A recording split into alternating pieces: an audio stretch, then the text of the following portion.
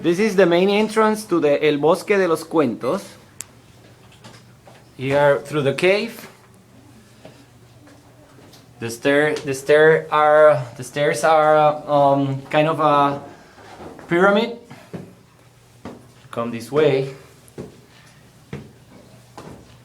Here we stop, and they have a story about the history of the paper and the books, of course, since they were done in clay, then in China, then in the skin of animals. Then toward this side we have the invention of the printing. Then throughout the illustrated books, and then we arrive to El Bosque de los Cuentos. Then we enter here.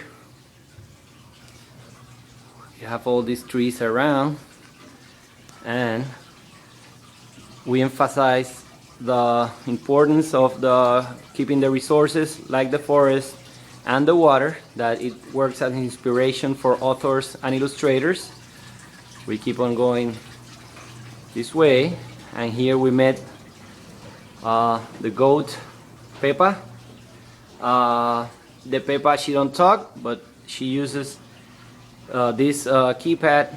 She jumps over them in case of there's a menace to the forest. She ring the bell for Jojo and Tutu. They are the guardians of the forest.